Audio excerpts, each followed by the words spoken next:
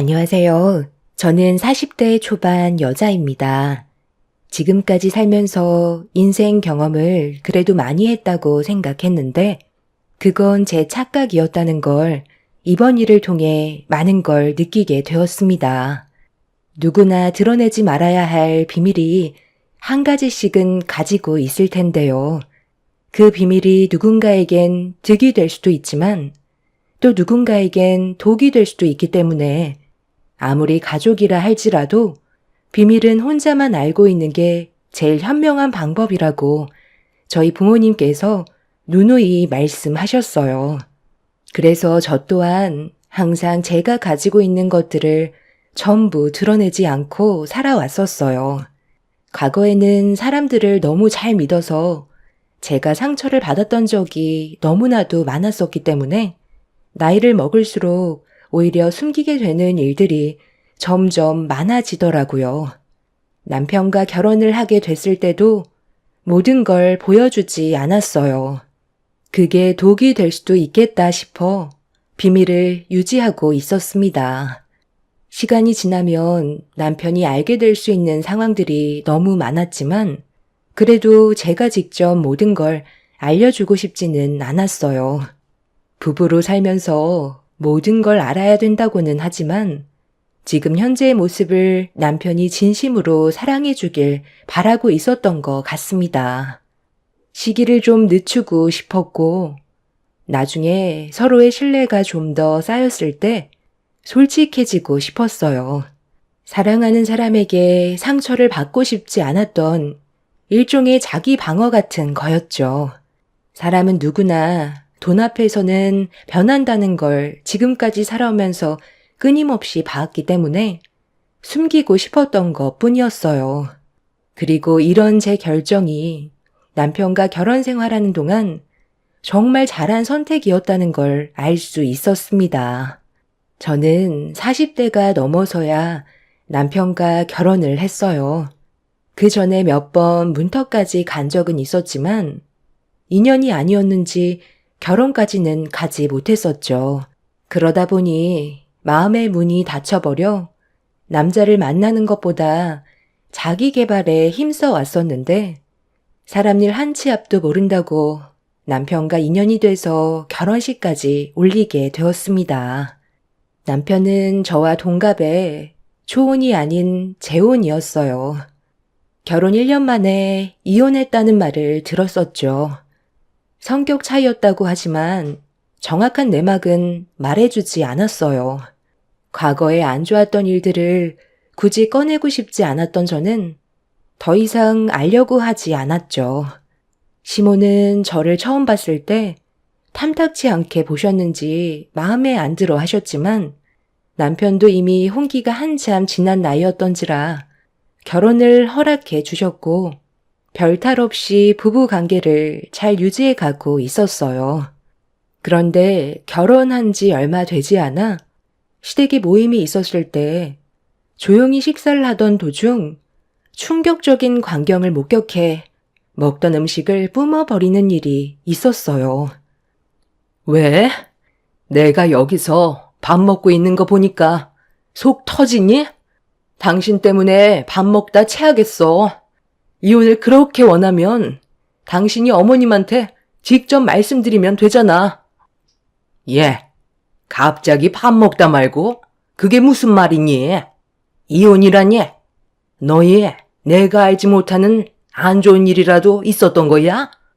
큰며느리 너는 왜 우리 큰아들을 무섭게 노려보는 거니? 당신 입으로 직접 말을 못하겠어? 그럼 내가 이 자리에서 말씀드릴까? 어머님, 제가 하는 말 정신 부여잡고 잘 들으셔야 할 거예요.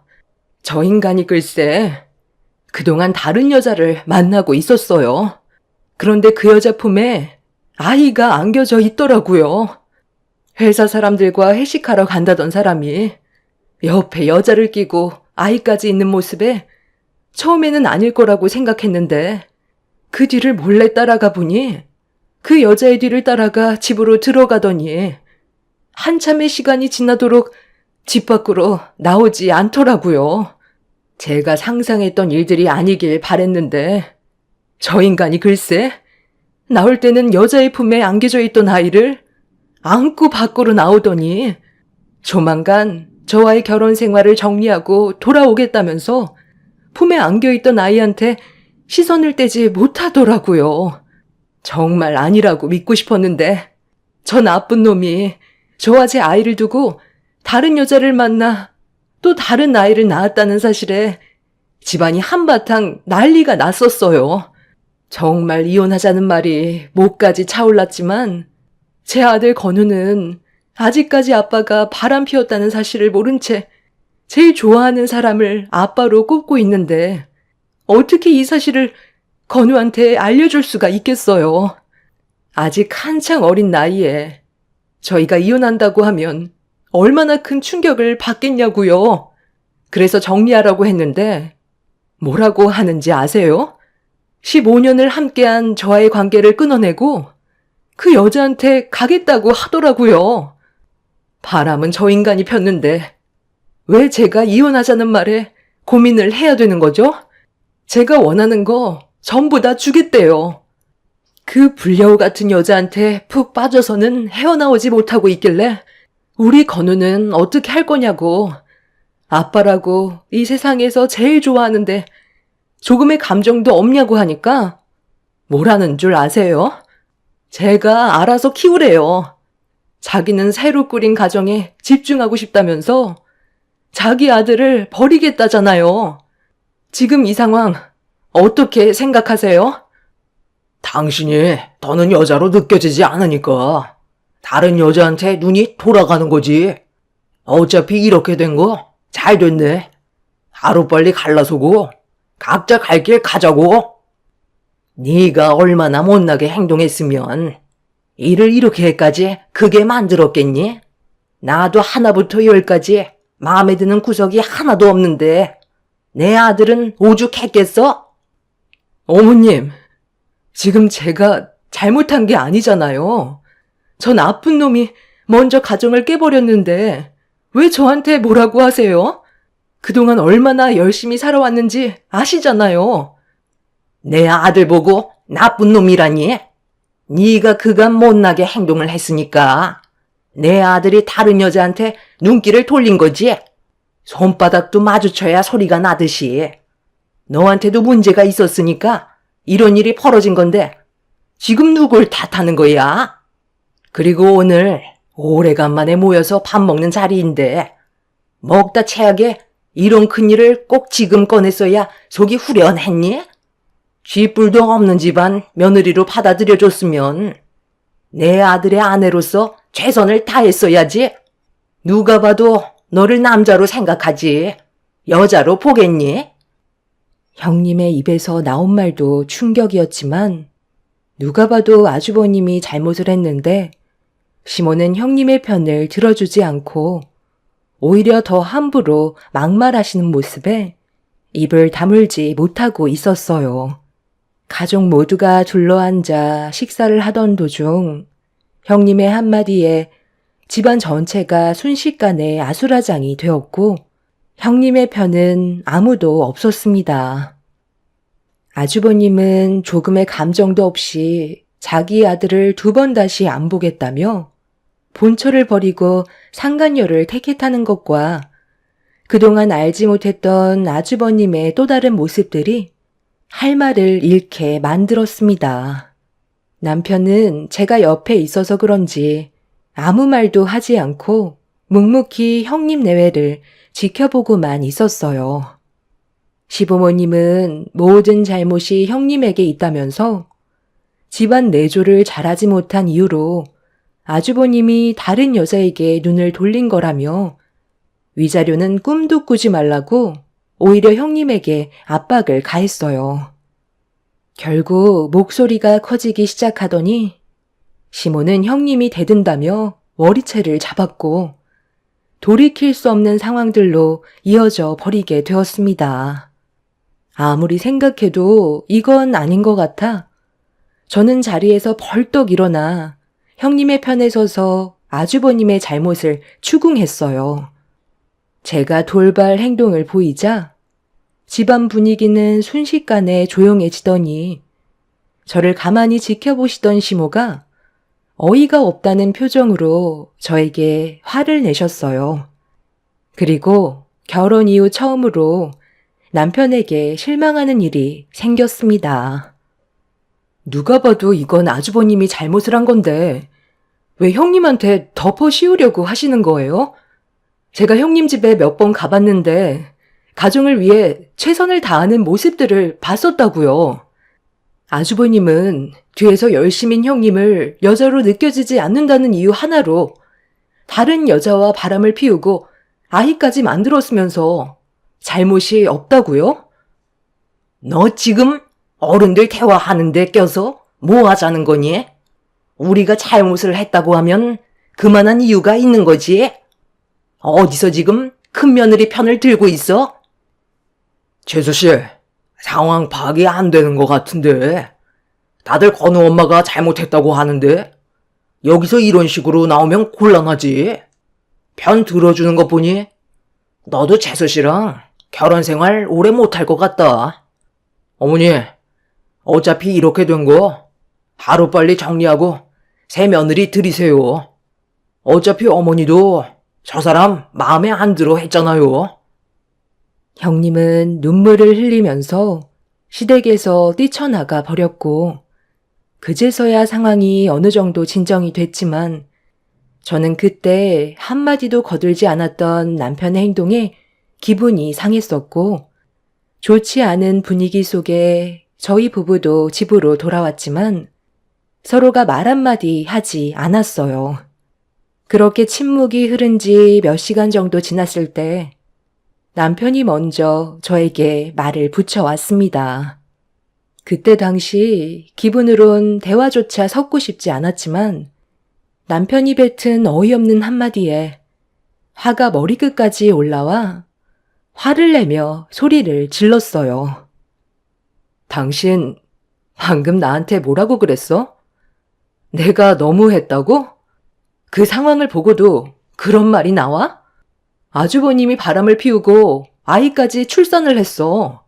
어느 누가 그 광경을 두 눈 뜨고 보고도 가만히 있을까? 당신이야말로 왜 한마디도 하지 않았는데? 잘못된 건 바로 잡아야지. 아무 말도 하지 않는 게 오히려 잘못된 거 아니야? 그래서 당신이 하고 싶은 대로 끼어들어서 상황이 좋아지고 정리가 됐어. 어차피 엎질러진 물이야. 되돌릴 수 없었고 우리가 무슨 말을 한들 바뀌는 건 없었어. 그래서 나는 아무 말도 하지 않는 게 서로가 받게 될 상처를 최소화할 것 같아 그냥 가만히 있었던 거야. 아까는 솔직히 당신이 좀 오지랖이 심했었어. 뭐? 오지랖? 방금 내가 한 행동이 오지랖이라고 그랬어?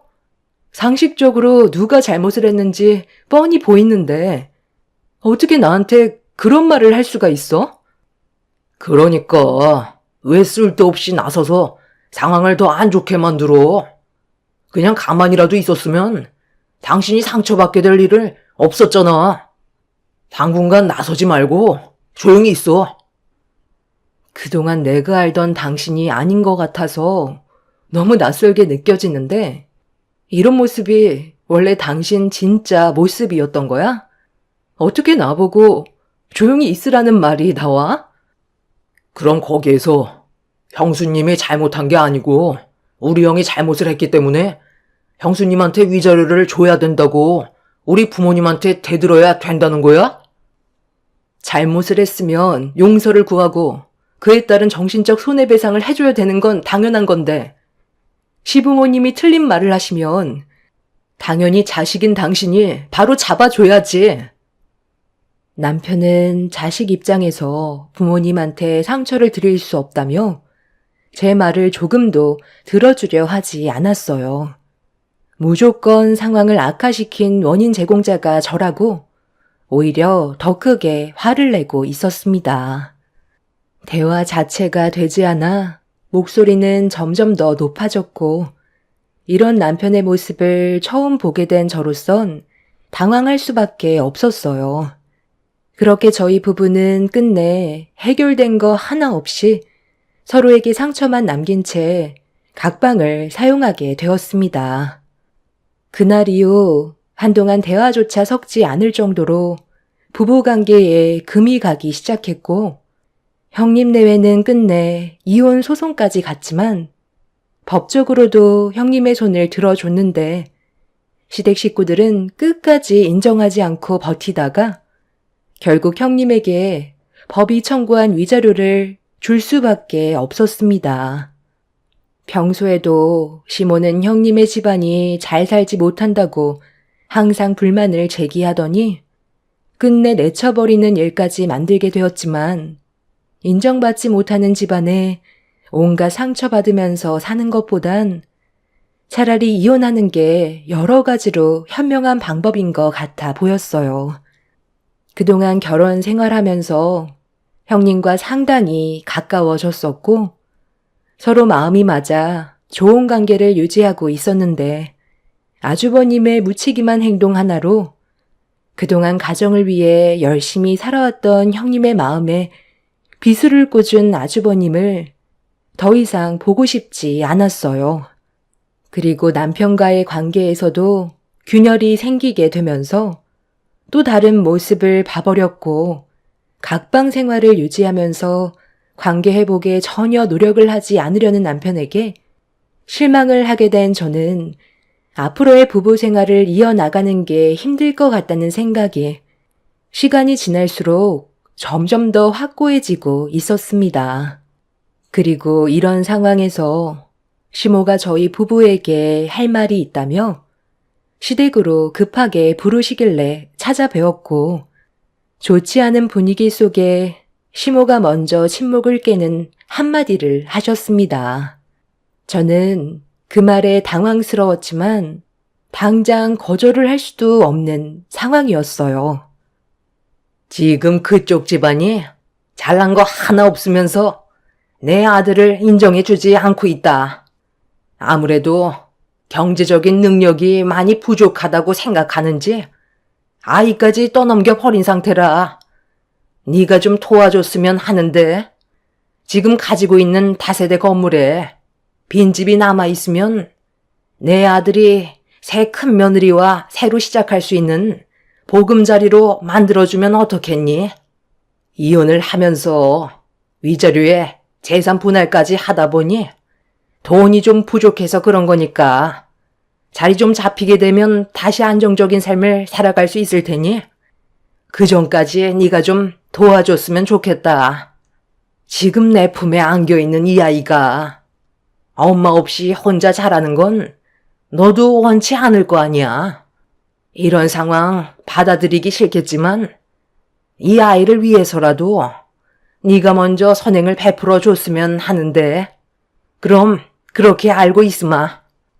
그쪽 집안에서 내 아들이 30평대 집 하나 정도는 있어야 하지 않겠냐고 그러니 난들 어쩌겠니. 우리 집안이 경제적으로 부유한 편도 아니라서 돈도 많지 않은데 이럴 때 도움을 주면 서로 좋지 않겠어? 그렇게 해줄 거라 믿는다. 시모가 저를 부른 이유는 제가 가지고 있는 다세대 주택 건물에 비어있는 집이 있다는 걸 알고 아주버님과 상간녀가 살기 위한 공간을 마련해 주기 위해 저를 부른 거였어요.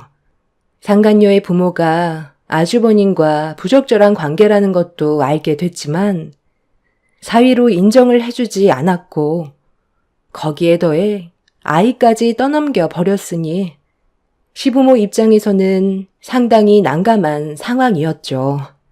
상간녀는 부모와의 관계가 그렇게 좋은 건 아니었는지 출산하기 전까지 왕래를 하지 않았고 아이를 임신했다는 사실조차 모르고 있다가 상간녀와 아주버님이 불륜 관계였다는 걸 듣게 되면서 법적으로 문제가 되자 그때 아이까지 출산했다는 걸 알게 된 거였어요. 부모 입장에서 화가 많이 날 수밖에 없는 상황이기 때문에 이 일을 하루빨리 정리하기 위해서는 일단 집부터 마련하고 상간녀를 정식적인 절차를 통해 데려와야만 했었어요. 아주버님 혼자 아이를 키울 수는 없었기 때문에 최대한 상간녀 집안의 조건을 들어줄 수밖에 없는 난처한 상황이 만들어져 버린 거였죠.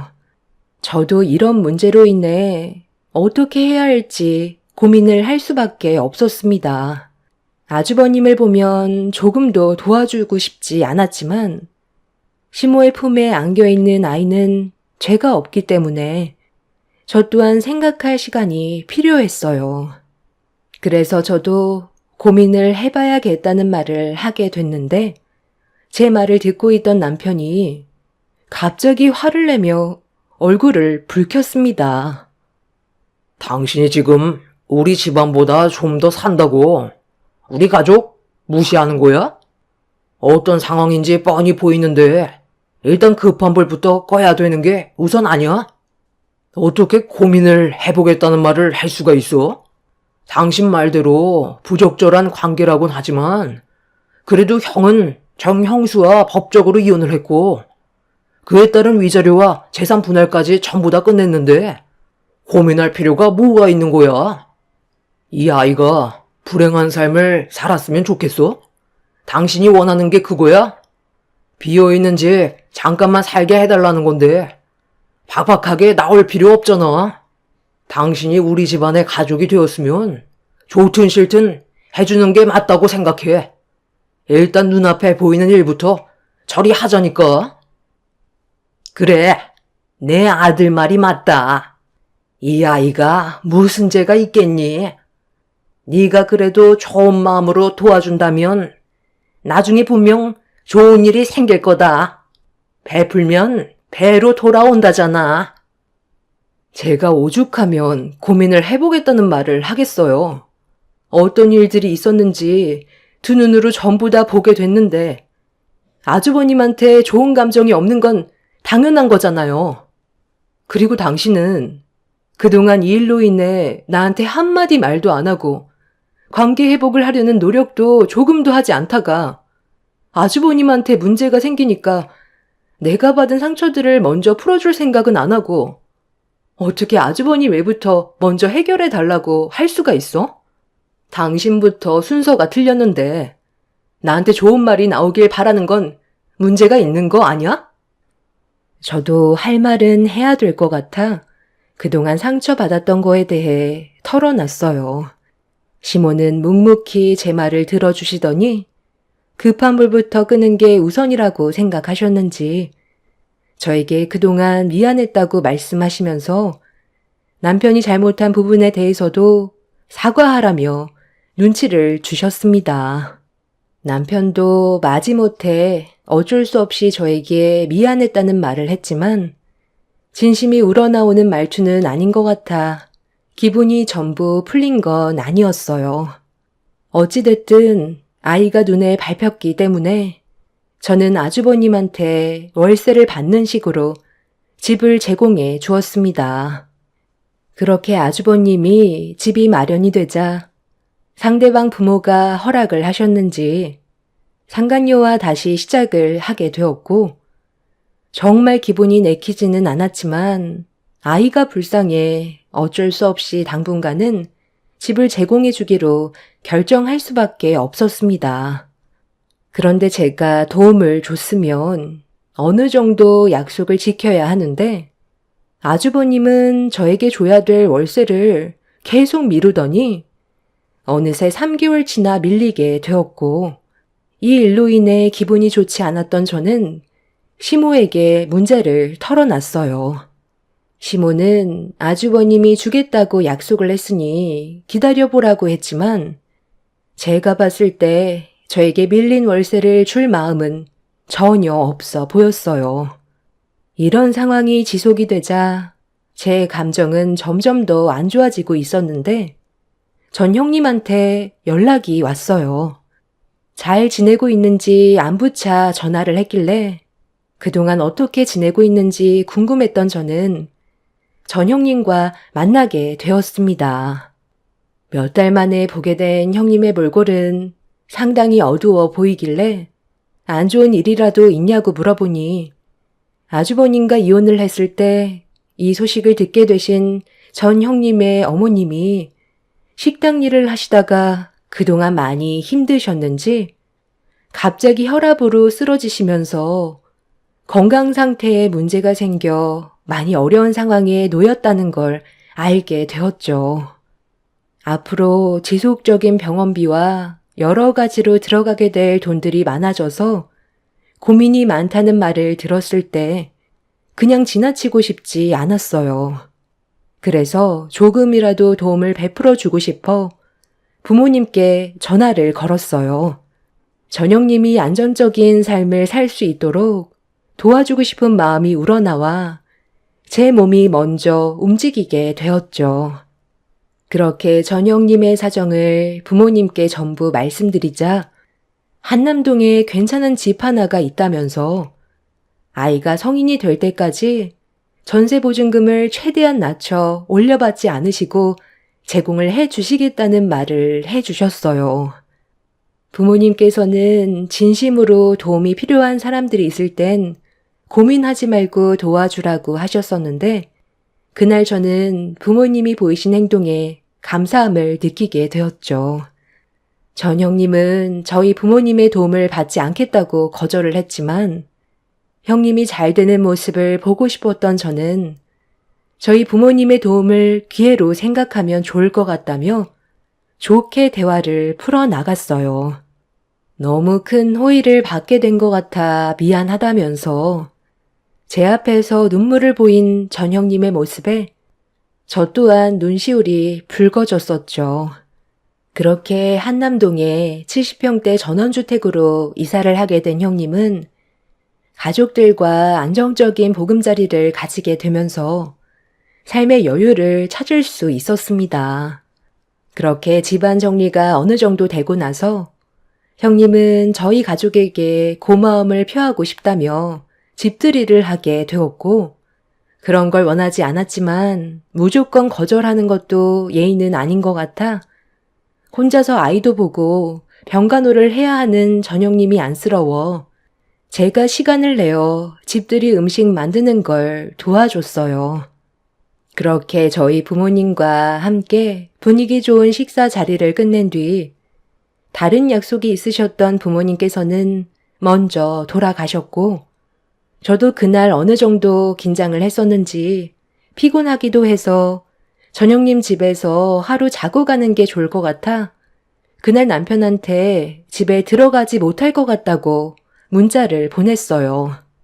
그런데 바로 전화가 와서 받았는데 남편이 아닌 시모의 목소리가 수화기를 통해 들려왔습니다. 앞뒤 가리지 않고 다짜고짜 화를 내시던 시모는 늦은 시간 여자가 외박이 말이 되냐면서 바람 피우고 있는 거 아니냐고 저를 의심하길래 그런 거 아니라고 말씀드렸지만 시모는 절대 믿을 수 없다며 핸드폰에 잡힌 위치가 왜 한남동에 있는지 물어보셨습니다. 저는 한남동에 있다는 말을 한 적이 없어서 너무 놀라 당황스러워하고 있었는데 알고 보니 남편이 제 핸드폰에 몰래 위치 추적 앱을 설치해 놨었고 그동안의 행동이 의심스러워 뒤에서 지켜보고 있었다면서 남편은 뒷조사를 하고 있었어요. 시모는 제가 한남동 전원주택에 들어가는 것까지 남편이 다 확인을 했다면서 당장 그곳으로 가겠다고 저를 바람난 여자로 오해를 하고 있었어요. 저 몰래 핸드폰에 위치 추적까지 해놓고 미행을 했던 남편의 행동들에 너무 실망을 했던 저도 이미 화가 머리끝까지 올라온 상태였죠. 그리고 시모는 남편과 함께 전 형님의 집 문을 두드리면서 현장을 잡았다고 동네가 떠나갈 정도로 소리를 질렀습니다. 너 지금 여기서 뭐 하는 거냐? 왜 너만 나온 거야? 당장 집안에 너랑 바람 피운 놈도 나오라고 해. 감히 내 아들을 두고 바람을 피워? 우리한테는 고상한 척 타더니 뒤에서 내 아들 몰래 호박씨를 까고 있어? 네가 다른 남자가 생겼다는 말을 내 아들 입에서 들었을 때 얼마나 충격이 컸는지 알아? 당장 튀어나오라고 해. 늦은 시간에 왜 남의 집에서 소란을 피우는 거예요? 방금 바람이라고 했어요? 모 눈엔 뭐만 보인다더니. 지금 이 상황에 바람을 피우고 있는 모습 같으세요? 쓸데없는 상상하지 말고 동네방네 시끄럽게 하지 말고 그 입 좀 다무시죠. 저희가 오늘 집들이를 해서 많이 피곤하거든요. 저도 내치시더니 또 무슨 계획을 꾸미길래 바람을 피웠다는 억지를 부리는 거예요. 아니, 네가 어떻게 이 집에서 나오는 거냐? 그새 돈 많은 남자라도 휘어잡은 거냐? 이 동네는 돈 많은 사람들만 사는 곳이잖아. 이 집이 누구 거라고? 이제 확인 다 되셨죠? 이제 그만 소란 피우시고 돌아가 주세요. 저는 오늘 여기서 자고 갈 거거든요. 그리고 아주버님처럼 형님이 아무나 막 만나고 그런 사람 아니에요. 누가 네 형님이야? 그럼 이 집에서 혼자 산다는 거니? 네가 무슨 돈이 있길래 이 집에서 살고 있는 건데? 잠깐 비켜봐라.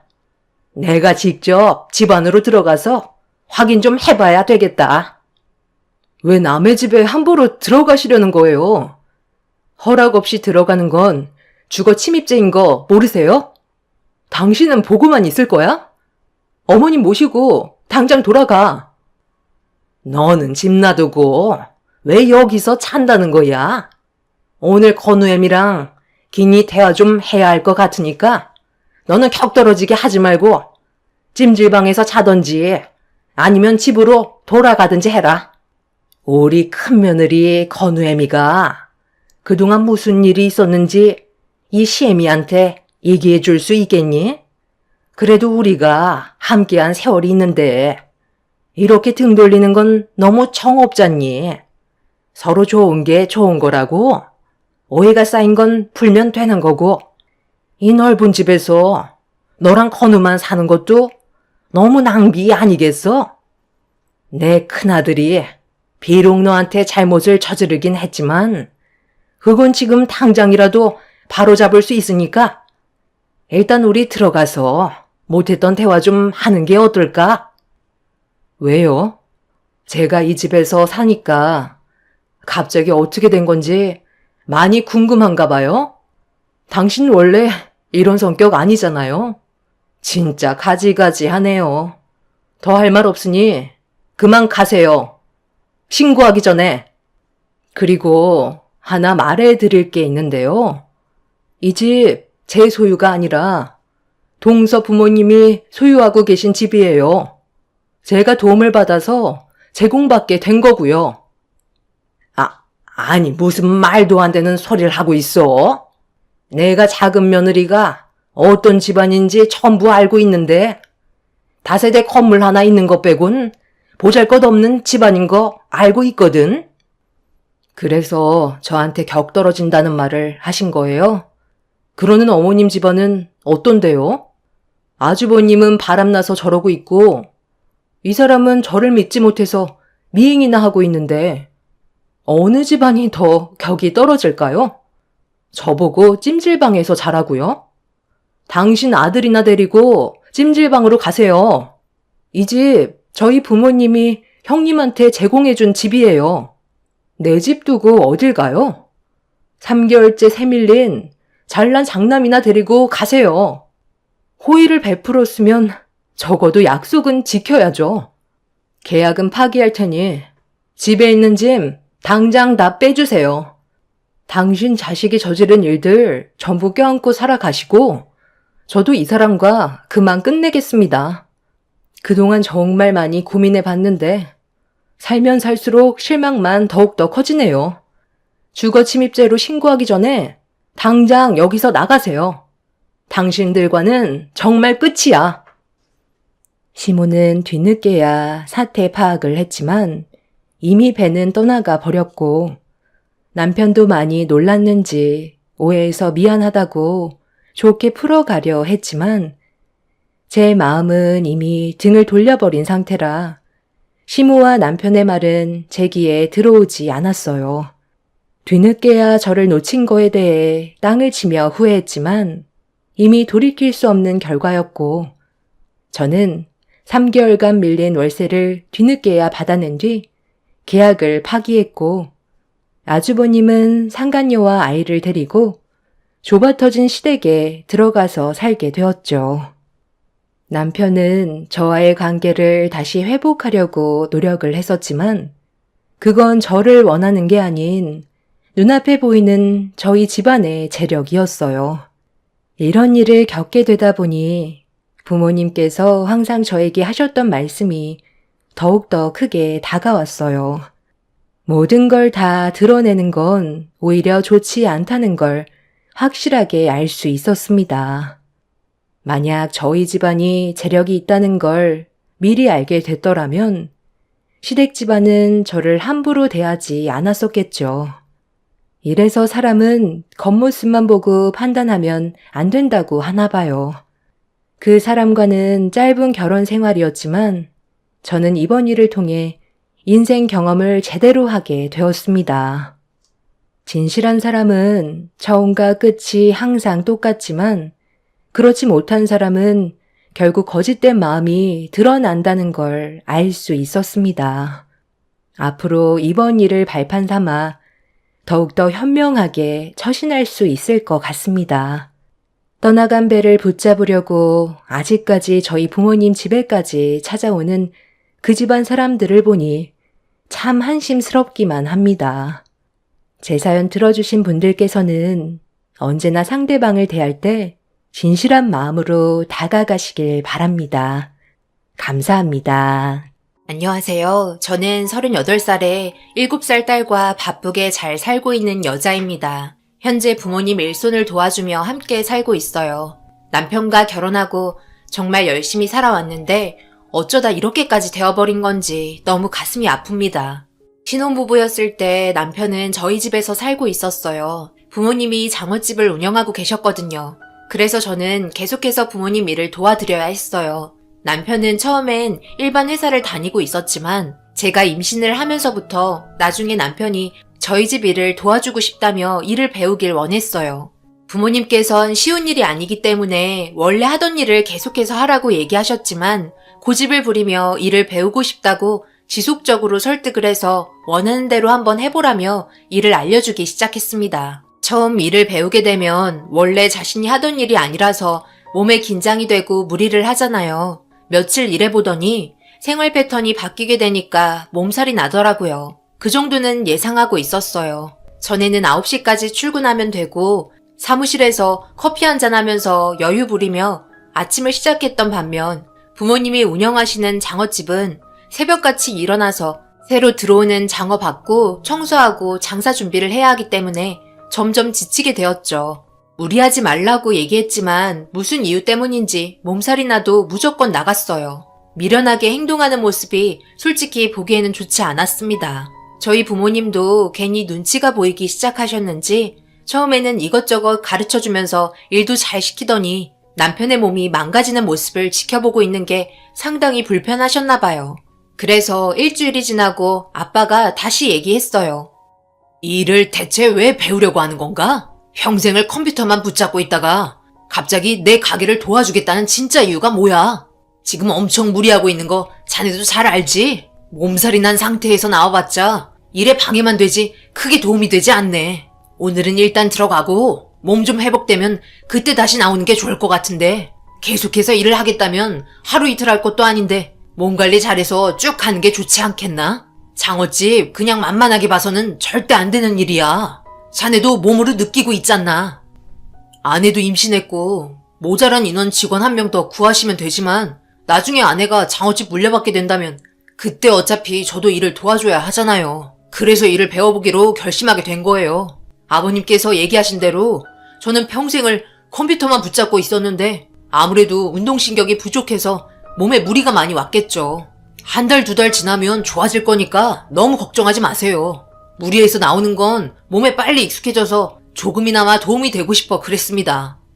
남편이 무슨 생각하는지 대충 알게 되었지만 그렇다고 벌써부터 아빠 일을 물려받을 생각 없었어요. 아직 부모님 나이 창창하고 한참 더 해도 되는 건데 약간 남편이 한 걸음 앞선다고 생각했죠. 회사에서도 이런 상황 대충 알고 있는지 퇴사 처리를 한두 달 미뤄준 상태입니다. 회사에서 이미지가 좋았는지 다시 한번 신중하길 원하고 있는 상황이었어요. 하지만 남편은 다시 회사로 복귀하지 않았고 열심히 아빠를 도와 일을 배워나갔습니다. 그런 모습이 좋았는지 저희 부모님이 남편을 상당히 좋게 봐주셨어요. 어느 정도 몸에 익숙해졌는지 처음에는 새벽에 일어나지 못해서 제가 거의 깨워줬는데 적응이 되고 나서부터 알아서 일어나 식당으로 향했어요. 저희 부모님보다 항상 일찍 출근해서 식당 문을 열었습니다. 매일 반복되는 일상에 하루가 다르게 남편은 달라졌어요. 처음에는 얼마 못 가 그만둘 줄 알았는데 그 시간이 7년이나 되었습니다. 아빠가 없어도 될 정도로 모든 걸 혼자 운영할 수 있었어요. 남들이 봐도 장어집 사장님이었습니다. 오랜 기간 일을 하면서 아빠한테 욕도 정말 많이 먹었죠. 서러웠는지 밤에 혼자 몰래 눈물을 흘리기도 했으니까요. 뒤에서 항상 응원해주면서 힘을 실어줬고 남편이 장어집을 물려받고 싶어하는 욕망이 상당히 컸어요. 남자라면 어느 정도 목표가 있어야 하고 더 높이 올라가려는 욕망이 있어야 한다고 생각했습니다. 그런데 남편은 너무 과했어요. 일이 익숙해지고 자신의 위치가 어느 정도 올라왔다고 생각했는지 그때부터 아빠가 옆에 있는데도 사장 행세를 하기 시작했어요. 장인어른, 지금 뭐 하세요? 그걸 거기다 두면 어떡해요? 제가 저번에도 말씀드렸죠? 거기다 물건을 두면 이동하는 동선이 너무 불편하다고요. 계속 부딪히잖아요. 아버님이 일하시는 스타일이랑 제가 일하는 스타일이 다른데 왜 계속해서 거기다 두시는 거예요? 몇 번을 말씀드려야 돼요. 지금 사람들 줄 서서 기다리고 있는데 이런 걸로 제가 화를 내야 되겠어요? 이럴 바엔 차라리 저한테 이 식당 빨리 넘기시고 이제 좀 푹 쉬세요. 갤갤거리는 것도 하루 이틀이죠. 사람 옆에서 그러고 있으면 누가 좋아하겠어요? 저도 할 만큼 했으니까 이제 이 식당 저한테 위임하세요. 미안하네. 내가 이러던 버릇이 있으니까 아무래도 깜빡깜빡 하게 되는 것 같네. 앞으로 여기 앞에다 절대 두지 않을 테니 이제 그만 열내게. 그래도 사람 많은데 소리치면 내 입장이 뭐가 되나? 단골 손님도 많은데 내 이미지도 생각 좀 해주게. 꽤 오래전부터 아빠의 몸 상태가 별로 좋지 않았어요. 그래서 남편이 거의 모든 일을 하게 되었고 제가 봐도 둘의 위치는 바뀐 것 같았어요. 아무리 사이라고 해도 사람들도 많고 사장은 아빠인데 남편이 저렇게 말을 하는 게 이해되지 않아서 일이 마무리되고 집에 들어왔을 때 얘기 좀 하자고 하고 소파에 앉아 남편이 소리친 점에 대해서 쓴소리를 하기 시작했어요. 그런데 자신의 잘못을 인정하지 않더라고요. 오히려 일한 만큼 했고 혼자서도 충분히 운영할 수 있는 능력이 되는데 자기한테 장어집 넘겨주지 않는다며 아무 말도 하지 않는 아빠를 원망하고 있었습니다. 저희 장어집이 매출이 좋긴 합니다. 다른 장어집보다 가격도 저렴하고 품질도 좋아서 손님들이 많이 오는 편이에요. 연 매출은 100억 정도인데요. 아빠가 오래전에 처음 장어집을 했을 때 장어를 계속해서 거래하던 곳이 있는데 아빠 친구였어요. 계속되는 사업 실패로 힘들어하고 있을 때 우연하게 만난 친구분께서 양식된 장어를 수출한다는 말을 듣게 되었고 아빠는 마지막이라고 생각하며 저렴한 가격에 장어를 부탁하게 되면서 지금까지 쭉 이어온 거죠. 아빠 친구분은 다른 장어집도 거래하는 곳이 많이 있었는데 아빠에게는 자리 잡힐 때까지 마진이 거의 남지 않은 원가로 받게 되었어요. 그래서 금전적인 부분에서 많은 절감을 하게 되었죠. 처음부터 여유 있게 시작하게 되었습니다. 그렇게 지금까지 쉬지 않고 달려왔으니 몸이 정상일 리가 있겠어요? 문제가 생겨도 전혀 이상하지 않았어요. 우여곡절이 정말 많았지만 이거 아니면 안 된다는 생각으로 열심히 달려오다 보니 어느새 아빠는 장어집으로 성공을 하게 되었어요. 그런데 그렇게 힘들게 이뤄낸 아빠가 고생한 흔적들이 고스란히 남은 식당을 7년 정도 했으니 넘기라는 게 말이 되나요? 그동안 그 식당에서 웃고 울었던 적이 수천 번이 넘는데요. 처음부터 일을 배우겠다고 했을 때부터 남편의 의도는 알고 있었지만 아빠가 도저히 안 되겠다 싶을 때 알아서 위임해 줄 수도 있는 건데 자신이 원하는 답을 빨리 주지 않다 보니 짜증은 날이 가면 갈수록 점점 더 심해졌고 항상 적극적이었던 남편의 행동들은 많이 달라지기 시작했습니다. 이런 식으로 행동할 거면 차라리 하겠다고 하지 말지. 뭐하러 한다고 그런 거야? 아빠 일 도와주면서 그만한 보상 충분히 받고 있잖아. 그런데 식당 빨리 안 넘긴다고 이런 식으로 티나게 행동하면 되겠어? 어차피 시간 지나면 나중에 알아서 줄 텐데 왜 이리 급한 거야? 최근에 아빠 몸이 많이 안 좋아지긴 했지만 그건 물건 들다가 허리를 삐끗하게 된 거잖아. 시간 지나면 괜찮아질 문제야. 아빠도 이런저런 생각 많이 하고 계실 거야. 당신은 7년이지만 아빠는 이 식당에 애정을 쏟은 지 당신과 함께 일한 시간 포함해서 거의 30년이야. 그렇게 얼굴 붉히면서 할 거면 지금이라도 그만둬. 뭐라고? 그만둬? 내가 얼마나 뼈 빠지게 일을 배웠는데 어떻게 쉽게 그런 말을 할 수가 있는 거야? 당연히 나는 집안의 가장으로서 내 위치를 확실하게 하고 싶었을 뿐이야. 그래야 식당에 더 애정을 쏟을 수 있을 것 같아서. 고민 끝에 말한 건데 그게 잘못됐어? 7년이면 할 만큼 했다고 생각해. 그렇잖아도 우리 부모님께 지금 상황 얘기하니까 뭐라고 하신 줄 알아? 7년을 힘들게 일 도와줬는데 어떻게 넘기겠다는 말 한마디 안 할 수 있냐고 이해할 수 없다며 화를 내시더라. 나만 이런 생각을 가지고 있는 게 아니야. 알겠어? 장인어른이 지금까지 붙잡고 있는 건 장어집이 미련이 남아서 그런 거라고. 난 장인어른한테도 당신한테도 확실하게 얘기했으니까 빨리 결정하는 게 좋을 거야. 나도 더 이상은 참기 힘들다고. 남편은 그동안 자신의 속마음을 눌러왔는지 결국 터질 게 터지고 말았습니다. 그러다 보니 남편의 행동 또한 거침이 없었어요. 잘하던 일들도 하지 않았고 출근도 늦게 하기 시작했죠. 그래도 일하시는 직원분들이 있어서 크게 지장은 없었지만 식당 전체적인 분위기가 좋지 않았어요. 아빠도 계속되는 남편의 잘못된 행동에 둘이서 진지하게 대화를 하려고 따로 술자리를 가졌고 좋게 대화를 풀어나가려고 아빠도 노력하는 것 같았어요.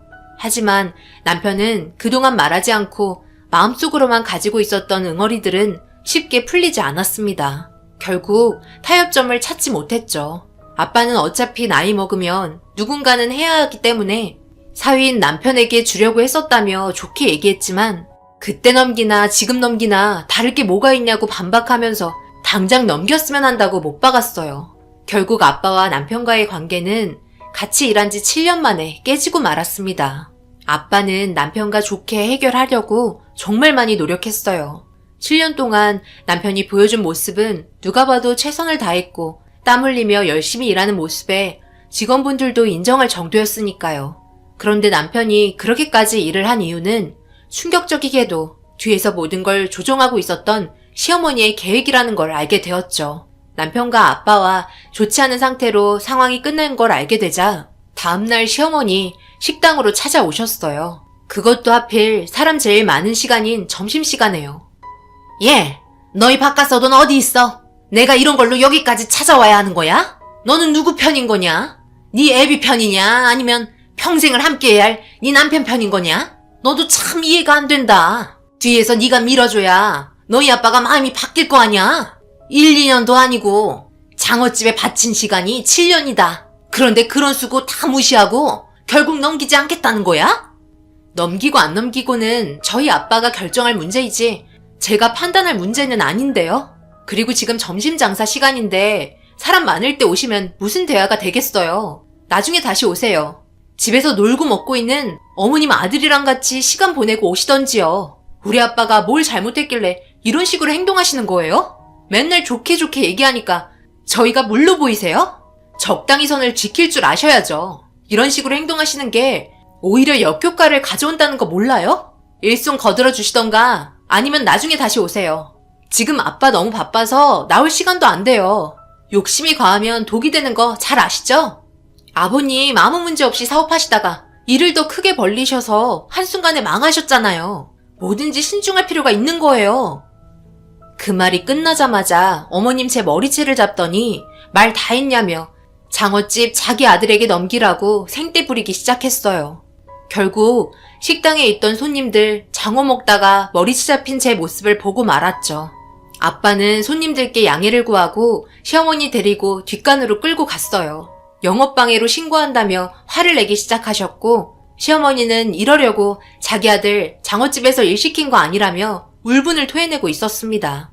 아빠는 밖에서 벌던 월급의 2배 이상을 주고 있는데 뭐가 부족하냐고 소리치자 시어머니 하는 말이 참 과간이었네요. 한참 부족하다며 더 많은 돈을 원하셨어요. 남편 월급이 사무실에서 일할 때 350이었거든요. 그 중에서 150을 어머님께서 가지고 가셨어요. 원래 100씩 드리다가 하도 부족하다고 난리를 치셔서 50을 더 드린 거죠. 저희 가족 한 달 생활비 해봤자 150 정도면 되거든요. 그 안에 먹을 거, 입을 거, 필요한 거, 살 거 절약하면서 살았어요. 그때도 아무 말 없었는데 거의 한 달에 800에서 많게는 1000까지 주는데 시어머니 그 돈에서 500을 뺏어 갑니다. 그런데 그것도 모자라다며 지금이 난리를 부리는 거죠. 그래도 정말 잘 되고 있기 때문에 시어머니가 욕심이 난 것 같았어요. 7년을 일해주면 넘겨줄 거라고 생각했었나 봐요. 시어머니와 아빠의 언성이 높아지면서 기분이 좀처럼 쉽게 가라앉지 않았고 그만하라며 말리기 시작해도 끝날 기미가 보이지 않았어요. 그런데 시어머니 갑자기 휙 돌아가시더니 차에서 뭔가 주섬주섬 꺼내기 시작하더라고요. 검은 봉투를 들고 나오셨고 순식간에 수족관 안에다 농약을 풀어 넣으셨어요. 갑작스러운 돌발 행동이라 너무 늦게 대처하는 바람에 수족관에 농약이 전부 들어가게 되었고 식당은 아수라장이 되었습니다. 아빠는 바로 경찰에 신고를 하더니 어머님의 잘못된 행동을 처벌받기를 원하셨어요. 영업방해죄로 고소를 하셨죠. 그리고 수백 마리가 들어있던 수족관 하나를 통째로 폐기 처분시켰습니다. 그에 따른 손해배상도 전부 청구하게 되었죠. 이런 상황이 발생이 되니 집에서 두 발 뻗고 자고 있을 남편에게 너무 화가 나 전화했어요. 투덜거리는 목소리로 왜 전화했냐고 물어보자마자 시어머니가 식당에 찾아와서 난리를 치다가 수족관에 농약을 전부 넣었다고 얘기하니까 남편도 놀랐는지 허겁지겁 식당으로 달려왔습니다. 남편은 엄청 당황했는지 아무 말도 하지 못하고 어리버리한 상태로 서 있었어요. 일단 남편 쪽에서 잘못한 건 확실하게 맞기 때문에 죄송하다며 90도로 고개 숙이며 용서를 빌었습니다. 하지만 엄청난 영업 손실에 어머님이 하신 행동을 아빠는 용서할 수 없었는지 그동안에 받았던 스트레스가 전부 어머님에게 돌아가는 것 같았어요. 친정을 무시해도 정도껏 무시하라며 가진 것도 집불도 없으면서 장어집 뺏어서 어떻게 해보려고 하는 거 다 안다며 합의는 없으니 콩밥이나 많이 먹고 오라고 소리쳤어요. 그제야 남편 무릎 꿇고 아빠 다리 잡았습니다. 그동안 자신이 잘못한 행동에 대해서 눈물을 흘리며 사죄했어요. 남편이 계속해서 싹싹 빌자 아빠도 흥분을 가라앉히기 시작했습니다. 남편은 7년간 보여줬던 행동들과 고생들을 생각해서라도 이번 한 번만 용서해달라며 계속해서 애원하자 아빠는 눈 딱 감고 참았습니다. 그리고 시어머니의 행동에 대해서 처벌을 원하지 않는다며 어렵게 상황을 마무리 지었어요. 남편은 손님이 전부 나간 식당을 정리하며 배를 뒤집고 물에 떠있는 수족관의 장어 수백 마리를 전부 폐기시켰습니다. 아빠는 농약 들어간 수족관 사용할 수 없다며 업체에 전화해서 새로운 수족관을 요청했어요. 다행히도 영업에 지장이 없을 정도로 수족관이 옆에도 몇 개 있었기 때문에 시간을 벌 수 있었습니다. 그렇게 한참을 정리하고 한숨 돌릴 때 남편이 아빠와 술 한잔하고 싶다며 요청했고 곰곰이 생각하시더니 아빠는 남편과 단둘이 술 한잔하려고 나갔습니다. 식당 직원분들 일찍 퇴근시키고 그날 엄마와 저도 일찍 들어갔어요. 한참 동안 난리를 쳐서 많이 힘들었는지 저와 엄마도 지쳐있는 상태였고 아이는 뭔 잘못이길래 이런 광경을 전부 봐야 하는 건지 가슴이 아팠습니다. 저희도 남편과 아빠를 기다리며 잠깐 눈을 붙였는데 잠시 뒤척이며 눈을 뜨니 새벽 1시가 넘었더라고요. 다음날 일하는데 지장이 있을까봐 남편에게 전화했는데 받지 않았어요. 아빠에게 다시 전화해봤지만 역시나 받지 않았습니다. 그런데 아버님께 전화가 오더라고요. 전화 올 시간이 아닌데 전화가 와서 일단 받았습니다. 그런데 수화기에서 아버님의 목소리가 상당히 좋지 않았어요. 사돈이랑 올 아들이랑 한잔 한다길래 나도 따라 나섰는데 집에 걸어가는 도중에 육교 위에서 맥주 한잔하며 이런저런 얘기하다가 갑자기 사돈이 어두워서 잘 안 보이셨는지 미끄러지셨는데 뒤로 넘어지면서 육교에서 떨어지셨다. 급하게 육교 밑으로 내려가 사돈을 찾아보았지만 워낙 어두워서 찾지 못했어. 지금 민철이는 충격에 쓰러져 응급실에 누워있고 바깥 사돈은 지금 소방대원들이 수색 중에 있단다. 물살이 너무 세고 물이 깊어서 찾기가 힘들다는데 이걸 어쩌니? 정말 큰일 났다. 그 말을 듣자마자 너무 놀라 울먹이며 엄마를 다급하게 깨웠어요. 그리고 정신을 제대로 붙잡지 못하는 상태로 엄마에게 상황을 설명했습니다. 저희는 택시를 타고 아빠가 떨어진 육교에 급하게 도착했어요. 한참 수색이 진행되고 있었고 아빠를 찾지 못했다는 충격적인 말을 듣게 되었습니다. 엄마는 그 자리에서 쓰러지셨어요. 저도 주저앉아 오열하며 아빠를 애타게 불렀습니다. 하지만 아침이 밝을 때까지 아빠는 찾을 수 없었고 응급실에 누워있던 남편도 정신이 들었는지 현장으로 달려왔어요. 저는 남편을 밀치며 왜 술을 마시러 가자고 그래서 이런 사태가 벌어지게 했냐고 난리를 쳤습니다. 시어머니 오셔서는 제가 남편을 밀치고 있자 자기가 한 행동으로 인해 이런 상황이 벌어졌는데 뭘 잘했다고 자기 아들 건드렸다며 제 머리를 잡고 흔드셨어요. 난장판이 된 상태였고 육교에는 CCTV도 없었기 때문에 그때의 상황을 남편과 아버님의 말만 듣고 판단을 할 수밖에 없었습니다. 그렇게 아빠가 실종이 된 지 5일이 지났어요. 소방대원분들과 경찰분들 모두 찾을 수 없을 것 같다는 충격적인 말을 하셨고 더 이상 수색 작업을 진행하기는 힘들다고 사건 종결을 시켰습니다. 워낙 물살이 세고 깊었기 때문에 잠수하시는 대원분들도 상당히 힘들어 하셨어요. 더군다나 물색도 탁해서 시야 확보도 되지 않았었죠.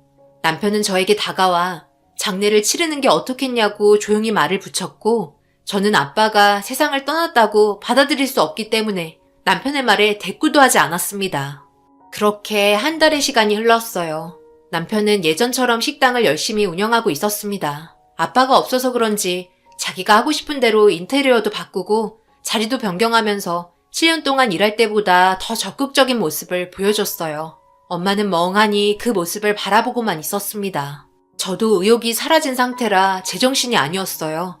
금방이라도 식당 문을 열며 들어올 것 같은데 아빠는 돌아오지 않았습니다. 저희 기분은 알고 있는 건지 모르는 건지 시어머니 식당에 한 번도 오지 않더니 아빠가 실종되고 세상을 떠났을 거란 확신이 들었는지 매일같이 식당에 앉아 있었고 장어집 사장이 된 것 마냥 자기가 음식하는 것도 아니면서 손님들께 음식 맛은 괜찮냐며 웃으면서 손님 응대하고 있었습니다.